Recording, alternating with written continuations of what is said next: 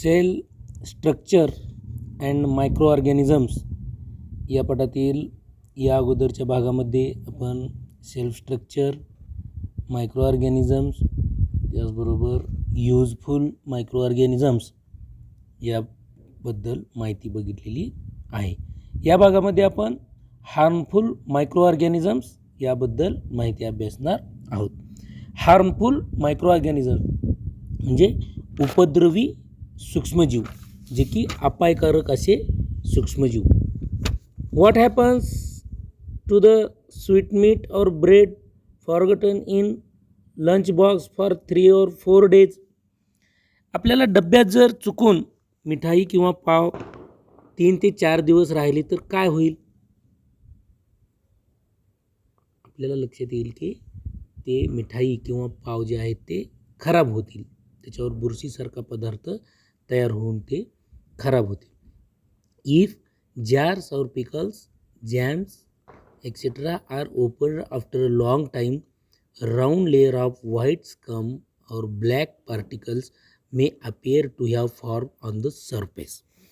बरेच दिवस जर आपण लोणच्याचा डब्बा, मुरंब्याचा डब्बा किंवा बरण्या आपण बंद ठेवल्या तर त्यांच्यावर पांढरा असा पापुद्रा आलेला आपल्याला दिसून येतो किंवा त्याच्यावर काळे कण आपल्याला जमा झालेले दिसून येतात.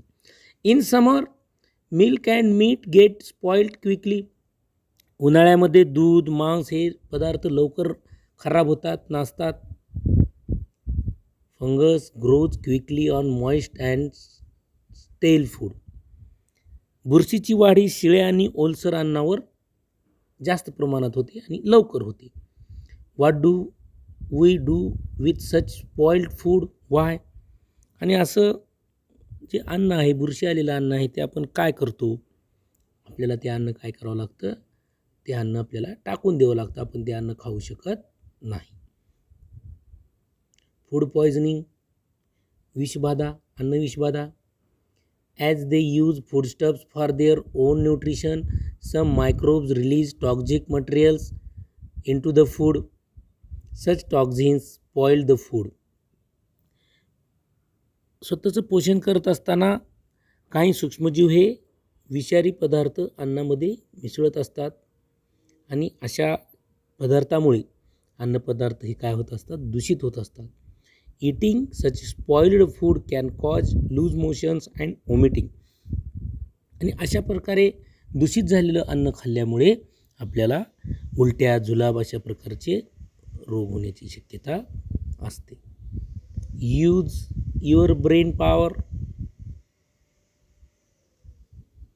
डोके चालवा. How will you know that a food stuff is spoiled? एखादा अन्नपदार्थ खराब झालेला आहे हे आपण कसं ओळखू शकतो? अन्नपदार्थ खराब झालेला असेल तर त्या अन्नपदार्थाचा कलर चेंज होतो, त्याला स्मेल येतो, वेगळ्या प्रकारचा वास येतो.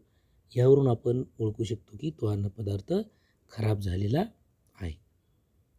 What precautions will you take while purchasing food? Why? आपण एक अन्नपदार्थ विकत घेत असताना काय काळजी घेतली पाहिजे? का? आपण हे गेल्या इयत्ता 6वीमध्ये बघितलेलं आहे की अन्नपदार्थ विकत घेत असताना आपण कोणती काळजी घेतली पाहिजे?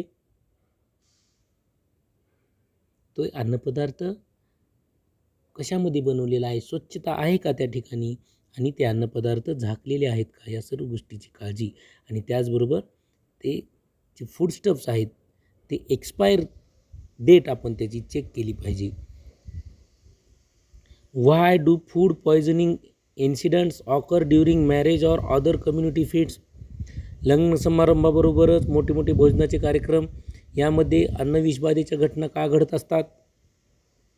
अनेक प्रमाणात मोठमोठ्या कार्यक्रमामध्ये आपण ऐकत असतो की विषबाधेच्या घटना या घडल्या असतात.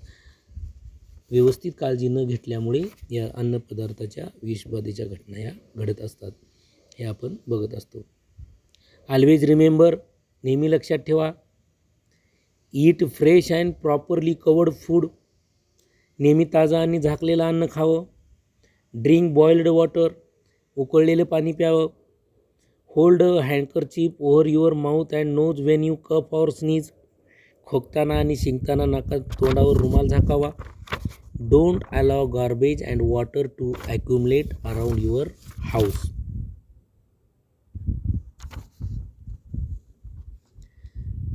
आपल्या घराभोवती कचरा किंवा पाणी साठू देऊ नये. Next, pathogens, disease producing microorganisms, रोगजनक सूक्ष्मजीव किंवा रोगकारक सूक्ष्मजीव. Pathogens may be present in water bodies contaminated with sewage and dirt from the surroundings. जे जलाशय असतात त्या जलाशयाजवळील अस्वच्छ व सांडपाण्याशी संपर्क येऊन दूषित झालेल्या पाण्यात, तसेच शिळ्या पाण्यात, उघड्यावरील अन्नात सूक्ष्मजीव असतात.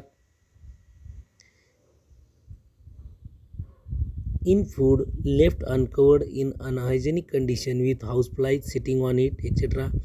If such contaminated food or water is consumed, we may fall ill with disease of the alimentary canal like amoebiasis, typhoid, cholera, hepatitis, gastro, etc.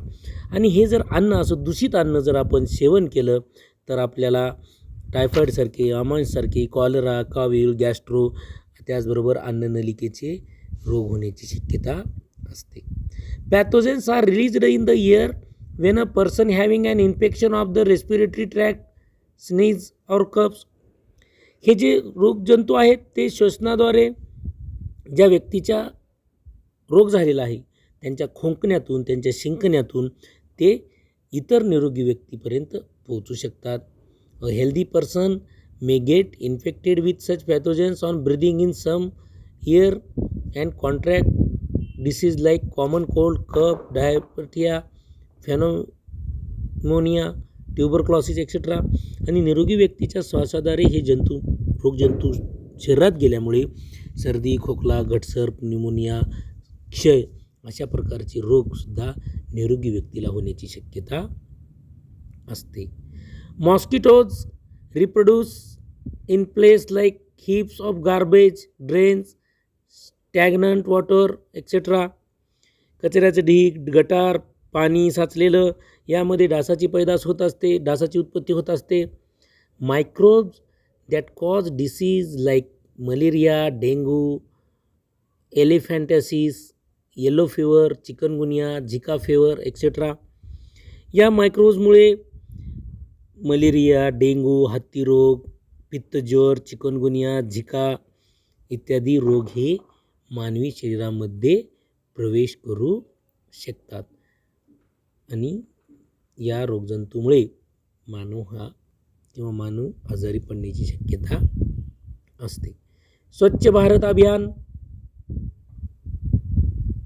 Almost 80% of all disease occur due to uncleanness.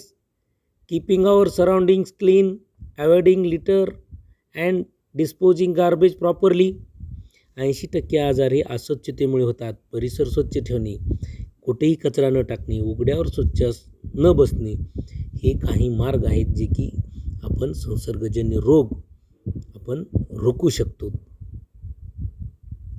The स्वच्छ भारत अभियान is a national movement started several years ago to increase awareness about public hygiene along with habits of personal hygiene.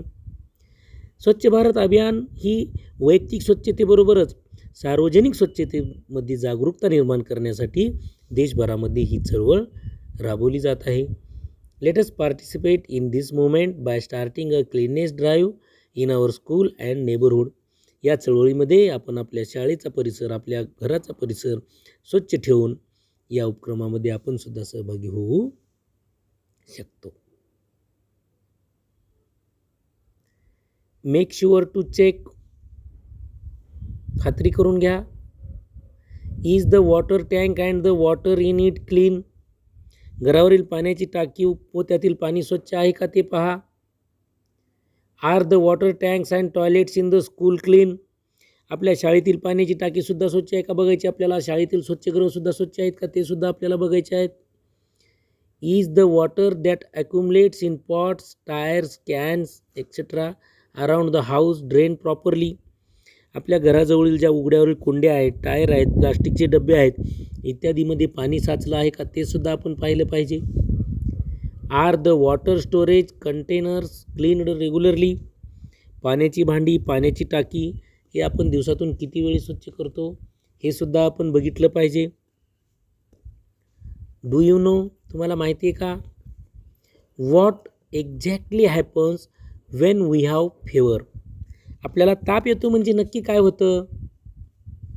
The body temperature of a healthy human beings is about 37 degree Celsius. एका निरोगी व्यक्तीचं normal जे तापमान असतं शरीराचं ते तापमान 37 degree Celsius असतं.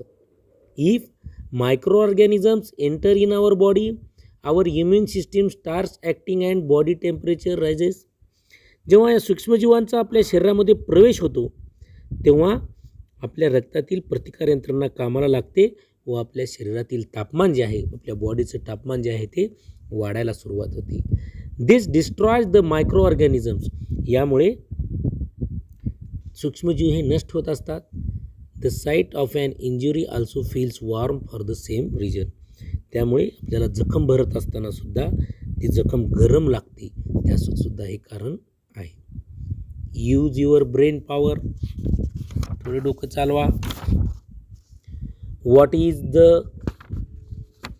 correlation between the normal body temperature of humans, which is 37 degree Celsius, and the optimum temperature for the growth of microorganisms, 50 degree to 35 degree Celsius. मानवी शरीराचं तापमान ही 37 डिग्री सेल्सिअस आहे व सूक्ष्मजीवाची वाढ ही 15 ते 35 डिग्री सेल्सिअस पर्यंत होत असते. याचा संबंध आपण कशा प्रकारे जोडू शकतो हे आपल्याला शोधून काढायचं आहे. Next, can you tell what happens if clothes remain damp in the rainy season.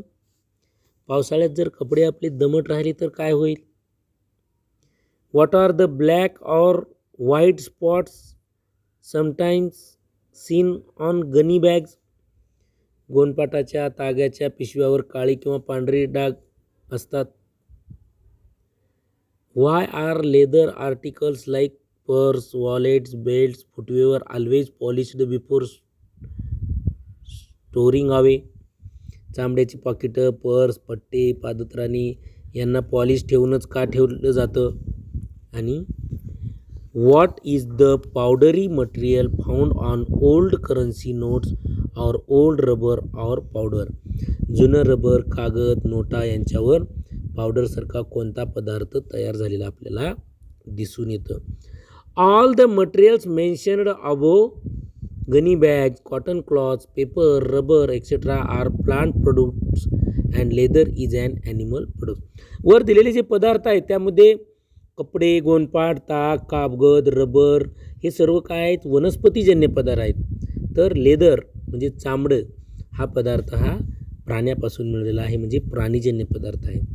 In a humid atmosphere fungi and some other microorganisms grow on these articles and spoil or damage them. दमट हवामानामुळे या पदार्थावर बुरशी व इतर सूक्ष्मजीवाची वाढ होऊन ते पदार्थ खराब होतात किंवा कमकुवत होत असतात.